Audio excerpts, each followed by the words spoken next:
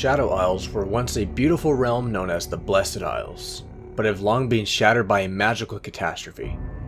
Now the land, located just southeast of Bilgewater, are completely corrupted by the undead spirits and have been claimed by the Black Mists. Those who have been claimed by the Mists are condemned to haunt the land for eternity. As years pass, the power of the Shadow Isles grows stronger and further spread its horrors across Runeterra. The spirits venture out of the Shadow Isles on events known as the Harrowing, looking to claim more lives and make the Isles stronger. The champions of the Shadow Isles are as follow: Mordekaiser, Hecarim, Thresh, Calista, Evelyn, Karthus, Yorick, Maokai, and Elise.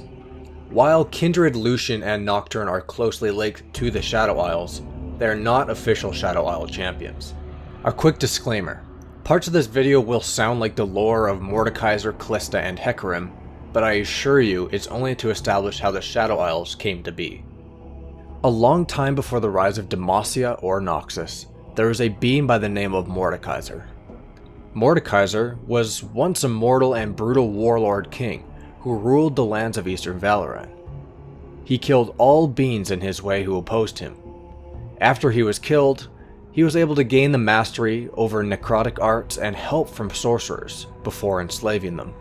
This was the beginning of his dynasty that would last centuries. Over and over he would be slain, only to have a return from the dead. The bones of Mordekaiser were the key to his ability to reincarnate, and as time passed on, he became more and more paranoid to keep them safe. He forged an imposing fortress at the very heart of the empire he had created. At the core of the stronghold laid his remains, hidden and protected. This location would come to be known as the Immortal Bastion. A great battle ensued at the Immortal Bastion. Besieged by tribes and warbands, Mordekaiser's armies fought to protect what remains of the Revenant. During the siege, an unknown thief had made its way through the forces and had stolen Mordekaiser's skull. In order for the resurrection to be successful, the skeleton had to be complete. Fearful of the leader's wrath, his enslaved liches kept the theft a secret. During the siege on the Immortal Bastion, countless enemies fell to Mordekaiser, yet defeat still came. His fortress was fully raided and the numbers were too much to overcome. His mace was torn from his grasp and the great chains wrapped around his limbs. Confident that he would rise again, he was torn apart and was vanquished for the time being, totally unaware that his ability to revive was a void. The skull of Mordekaiser was taken across the sea to the Blessed Isles, a land hidden in mist and legend. In those lands, there was an order dedicated to gathering and protecting knowledge. They had stolen his skull in order to rid the world of his unholy presence, placing it in an underground vault filled with dangerous and corrupted magical artifacts and secured behind rocks and magical wards. Mordekaiser's servants were scattered to the corners of the world seeking his lost skull, but were always unable to locate it. It seemed Mordekaiser's reign was truly over. Many years passed, decades, centuries. The hidden underground vault was located deep beneath the citadel at the center of an island chain. The vault was guarded by a man named Thresh. He was incredibly strong-willed and methodical, which made him well suited for this type of work. However, spending so much time in the presence of dark spells, it began to affect Thresh as the magic sought out inane hatred. For years, the relics preyed on his insecurities, taunting him with his deepest fears and feeding his bitterness. Thresh started to react to the dark magics. He slowly became more violent, hiding his unholy acts of cruelty so nobody suspected he was anything more than a disciplined guard. He grew further distance from the order above, so much so that he began to take his meals in the underground chamber, poorly lit by a single lantern. This made his skin fade due to lack of sunlight. Members of the Order began avoiding him. Nobody thought to investigate Thresh's lair, despite his mysterious disappearances. Meanwhile, in an empire none now recall, a general by the name of Calista resided, serving her uncle, the king, and his queen with utmost loyalty. She served by a strict code of honor and always expected it from others. The king had many enemies. Calista's agility with her swords were the only thing protecting the king when assassins were sent from enemy lands. But when protecting the king, she damned the queen. An assassin's blade was deflected and pierced through the queen's arm with its venom. None of the greatest priests, surgeons, or sorcerers could draw the poison from the queen's body. Even the king's magic could only slow its progress. Struck with grief, the king sent out Calista on a quest for a cure. Before she departed, she tasked Harrowing, Knight Commander of the Iron Order, to keep watch and protect the king while she was departed. He reluctantly accepted this task. After being salty, he was denied to go with Calista. Little did she know that Harrowing had a secret obsession for slaughter and his own glory, a thirst and hunger that had caused him secretly to betray the Order's previous Knight Commander. Calista traveled around Runeterra in search of a cure from scholars, hermits, mythics, and mages, but always emerged unsuccessful. She kept looking until she learned of an island of legend that was beyond the eyes of mortals, a place of eternal life, a place known as the Blessed Isles. The island's inhabitants saw the purity of her intent and brought her boat to the shore. Calista pleaded and was told to bring the queen to the island in order for them to cleanse her body. She was given arcane words to pierce the charm protecting the island and was warned against sharing such knowledge. For the time Calista had been away, the king had departed into madness caused by his grief, locking himself in his tower with the queen's decomposing corpse when she had died. Harrowing remained with the king as he delved deeper into madness. Gripped by paranoia, the king raged at those who sought to separate him from his dying wife, and dispatched the Iron Order to quell what he saw as dissent throughout this kingdom. Harrowing led the Iron Order on a bloody suppression of discontent, earning a dreadful reputation as the ruthless enforcer of the king's will. Villages burned and the riders of the Iron Order put hundreds to swords. The kingdom was in darkness, and when the queen died, Harrowing spun falsehood around the king, speaking of how he had uncovered the truth behind her death, seeking sanctions to lead the Iron Order to foreign lands and earn yet more dark renown.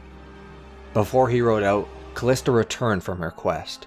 She had found the cure needed to save the queen in the Blessed Isles, but unfortunate to her, it was too late.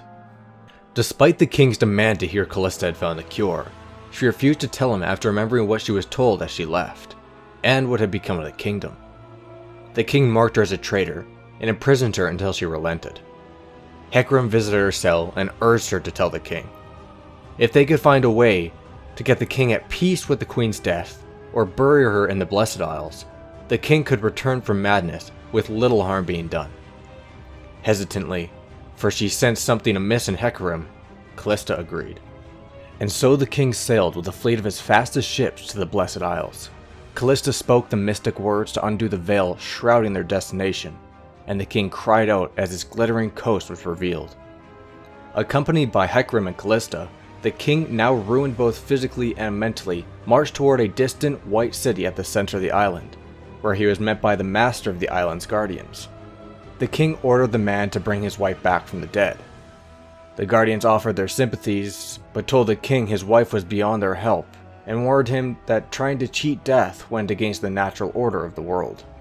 Enraged, the king ordered Calista to kill the guardian. Calista refused and spoke how great a man the king once was, but her words were not heard, and she was ordered once again to kill the guardian. Calista refused and stood between the king and the island's inhabitants before called on Harrowing to stand with her. Harrowing recognized a crossroad in his life and now saw a chance to realize his long, simmering ambition of replacing Calista as the king's favorite. He stepped towards Calista as if to stand at her side, but instead made a decision that would damn him for eternity and drove his spear into Callista's back. The Iron Order joined him in treachery, their own spears plunging into Callista's body as she fell. A brutal melee erupted, with those devoted to Callista's fighting desperately against Harrowing and his knights. Despite their courage and skill, their numbers were too few, and Harrowing's men had slain them all. As Callista's life faded, and she watched her warriors die, she swore vengeance with her dying breath upon those who had betrayed her. With Calista and any potential dissenters dead, Harrowing and his men proceeded to slay the inhabitants of the Blessed Isles, until a lantern-bearing wretch finally led the king to what he had come for, the way to resurrect his wife. When everything was set, the king ordered his sorcerers to crack open the barrier separating life and death, using the isle's sacred forest as a well of power, from which the Magi drank deeply as they tried to bring his beloved queen back to life. But when the queen returned to life, she was a horror of decayed meat and maggot-ridden flesh, who begged to be allowed to die once more. Repulsed at what he had done to his beloved wife, the king enacted a spell to end their lives and bind them together for all of eternity. His conjuration was successful, but unwittingly empowered by many potent magical artifacts stored on the island. Its power was increased 100-fold. The sorcerer's ritual has succeeded in corrupting the cycle of life and unleashing forces they could not ever hope to contain. A massive wave of black mist surrounded the king, spraying across the island and killing everything it touched. Vitality seeped into every living thing in the Shadow Isles.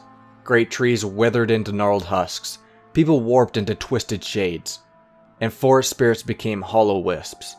Hecarim abandoned the king to his doom and led the Iron Order back to their ships, killing all in their path as spirits of those who slain by the black mist arose as undying wraiths.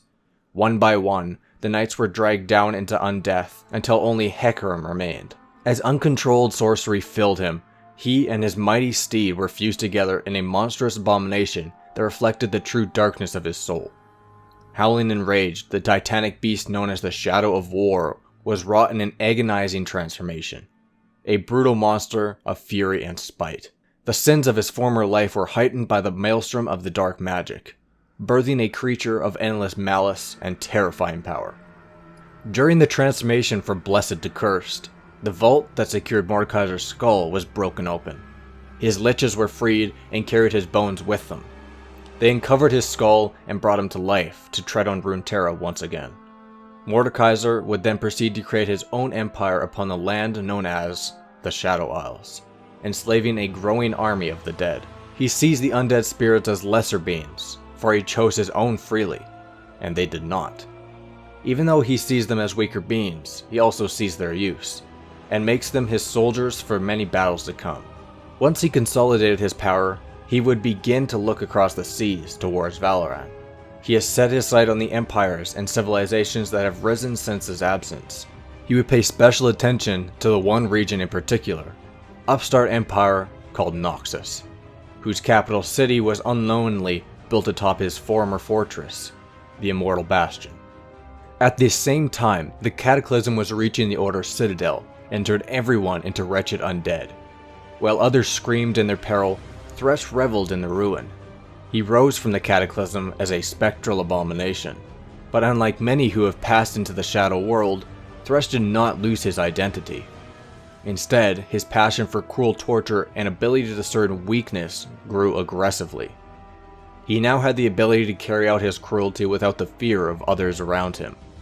As a wraith, Thresh could torment the living and dead endlessly, delighting in their despair before claiming their souls for an eternity of suffering. Even Calista herself was not spared from undeath. When she next opened her eyes, they were filled with the dark power of unnatural magic. The Blessed Isles had been transformed into a twisted mockery of life and beauty. A place where darkness filled everywhere, with howling spirits condemned for all eternity to the nightmare of undeath. But since she was dead through the entire cataclysm, she held tightly onto her last memory, a memory of betrayal, and she wanted her vengeance. The Shadow Isles hold reapings known throughout Valoran as Harrowings, where the black mist rolls over land and sea, seeking the living, leaving them helpless to the half-glimpsed horrors it carries. Poor souls return with the mist to the Shadow Isles. In time, they'll forget friends and lovers, even themselves, becoming part of the terrible force that grows stronger as time goes on. To date, there have been 12 Harrowings, each varying in length. Harrowings allow the Shadow Isle residents to leave the region and lay waste and slaughter certain areas and their civilians. No mercy is shown when Harrowings come, and nobody is expected to live. 7 out of the 12 Harrowings have targeted the region of Bilgewater, and in some cases have left parts of the region completely lifeless. To learn more about those Harrowings, visit my Bilgewater lore video. Ionia and Noxus fleets have also been targeted and wasted during Harrowings. Hecarim and Mordekaiser have both led Harrowings. The only map within the game that is located in the Shadow Isles is the Twisted Treeline. An extremely thick, unnatural fog blankets the island from the view of outsiders. It is thought that the islands are home to countless forms of undead, though no one seems eager to perform the exploration necessary to find out the truth. It is also home to the spider god that Elise worships and serves, Vilemaw. The architecture and landscapes of the Shadow Isles are nothing short of eerie.